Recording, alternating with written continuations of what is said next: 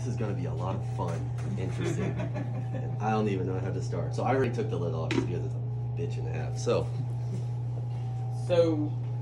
we modified one of these small buckets, the first class, and put a spigot on it. So this, as an example, we were talking about a bottling bucket that's devoted. This would be one that, you know, we're talking about being a devoted bottling bucket. It's got the spigot on it.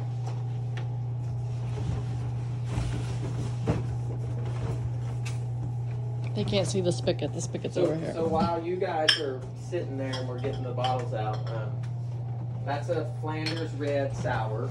That it's was put into bourbon barrel after another beer had been in there. So it's more of a traditional Flanders beer, and it's got multiple different species of bacteria in with yeast.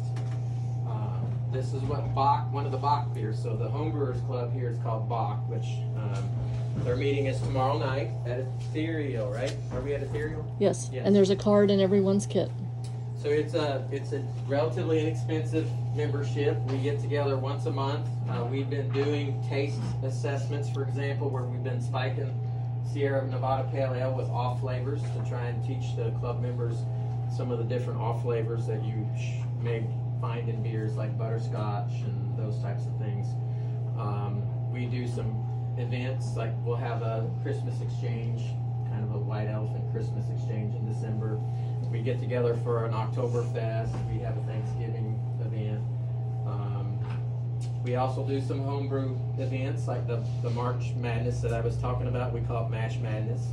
So there's a bracket, and you can sign up, and it's like $15, and then the winner gets a nice little prize at the end. So we know what that prize is going to be? No.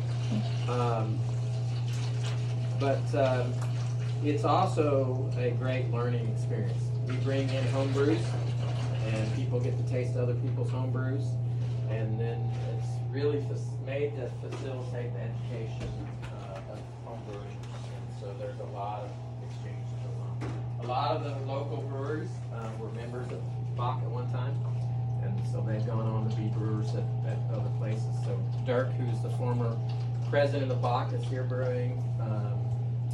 Steve Beagle at Country Boy was in Bach. John Spicer at Rock House, Bach. Scott Hand, who passed away unfortunately, used to brew at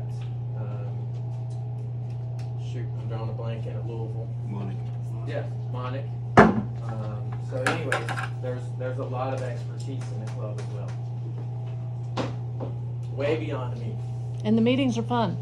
The meetings are a good time. And they go to places that have good food. And we go to places that have good food and beer. We'll rotate around the breweries. So Blue Stallion, Versailles Brewing, West Six, Ethereal, etc. They also just did a event with Weisberg for cider. So Weisberg supplied ciders.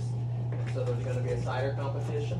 And then usually the way that works is we share the recipes with them. If it's something that they really like, then they may invite you in to make a batch of that with them. all right, so I think we should have everybody sanitize their own bottle. I don't know how to do that with all of us. Or if we just want a couple volunteers. Who wants to come up here and clean some shit? One can't do everything. Who hasn't worked yet? Yeah, who hasn't done some? Come on up, Jonathan, and whoever else. Britton, I don't think you've been up there yet. Jerry, what have you done? Brett. All right, what I want, these might need some more room. All right, what I want everybody to do is just grab their beer bottle, dunk it in here for about 30 seconds, maybe 20 seconds because that's a lot of time right now. Sure, do a couple. We need to get at least 10 done.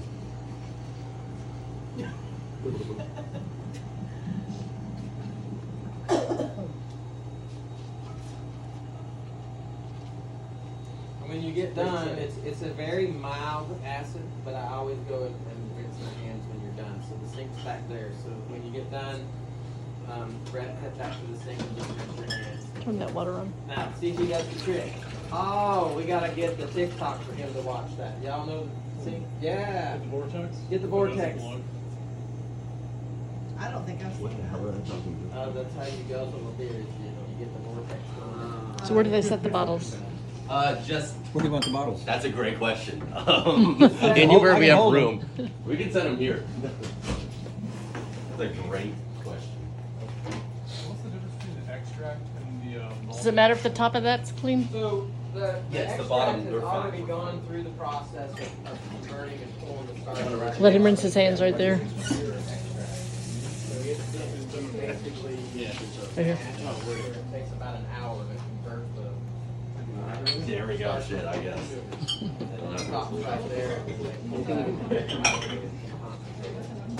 So with the grain, you gotta use more grain because you've got You have the other carb things? components there.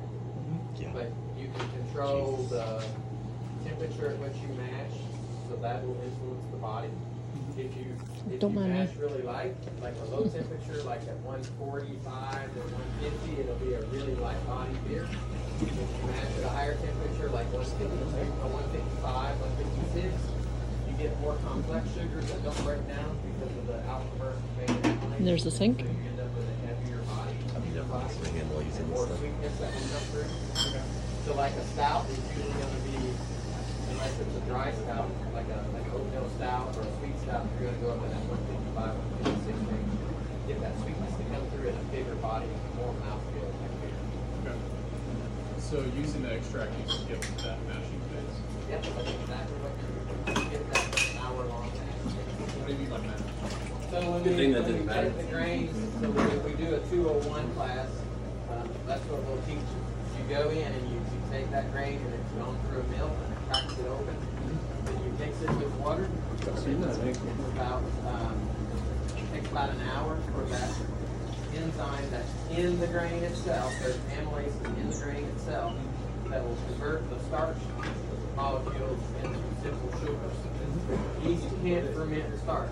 They can only ferment simple sugars. So the amylases that are in the grain have to set for about 45 minutes to an hour to convert that starch to simple sugars that the yeast can then ferment. So that process is called the fermentation. Okay. Is that different from letting the dried seed sprout and then using that? So that, yes.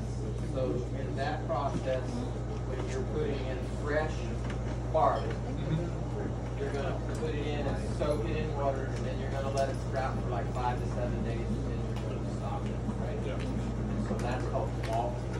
Okay. So that's actually malted grain